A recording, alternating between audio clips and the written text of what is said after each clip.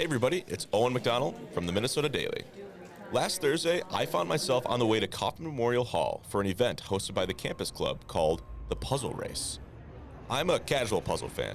New York Times Wordle here or mini crossword there, but a puzzle race was something new to me. Puzzles, particularly jigsaw puzzles, date back to around 1760 when John Spilsbury created the first jigsaw by cutting a wooden map into separate pieces. Other types of puzzles date back even further than 1760, but we won't go into those. The puzzlers at Campus Club only had to solve a jigsaw puzzle. Before the race began, the Campus Club hosted a happy hour where teams could warm up their brains for the event. Megan Larson, a grad student at the university and translational therapy lab worker here, says the nerves were kicking in. I'm not gonna lie, we didn't practice enough prior to this, but didn't think I'd need to practice puzzling as much as I feel like I should have.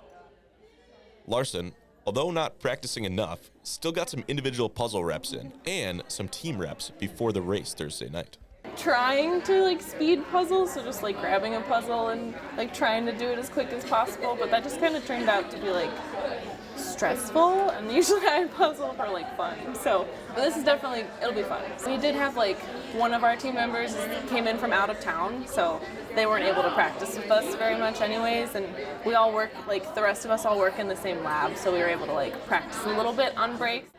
Larson said that she and her team, consisting of coworkers and close friends, have been casually practicing for a couple of days, but nothing too crazy. Some of that practice consisted of game plans for how to tackle the puzzle.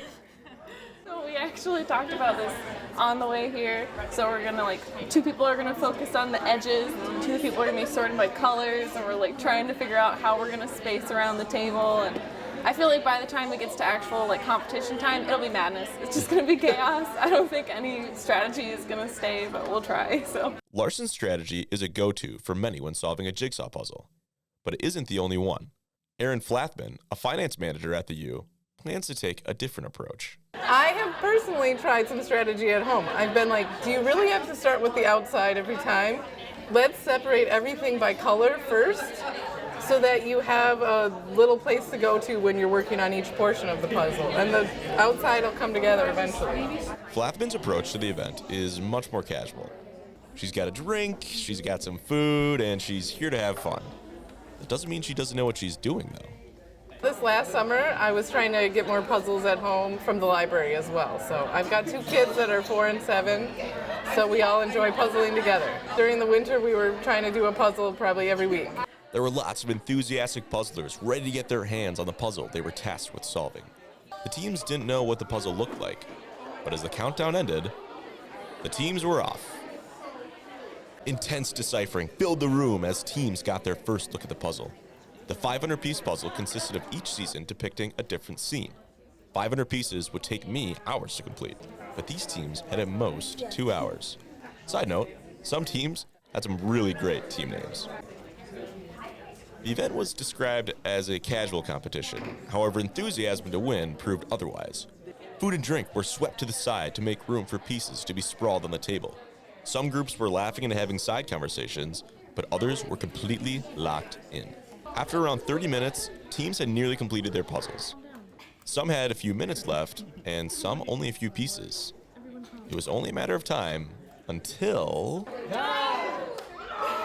one finished, and then another, and another, and many more. One of the members of the first place team, Ben Kotke, a neuroscience graduate student, talked surprise in taking first. We weren't really expecting it. It was our first puzzle competition. We just kind of did it for fun. As a winner, Kotke doesn't just get a pat on the back from his fellow teammates. He takes home a big prize. We won a couple prize-based or puzzle-based gifts, a puzzle mat and some puzzle scooper thing, and then a bottle of wine as well. I need to sign up for these things. The buy-in was $40, but that's nothing compared to the prizes on the line. Earlier, the host Sarah Schuler introduced the idea of teams getting into competitive puzzling.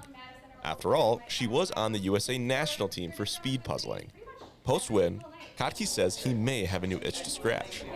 Puzzling for all of us is kind of just a stress relief thing, but I think now that we've done it once, we kind of got a little bit of a bug for it, so maybe it could happen. Attendees stuck around and mingled for a while after the race was over.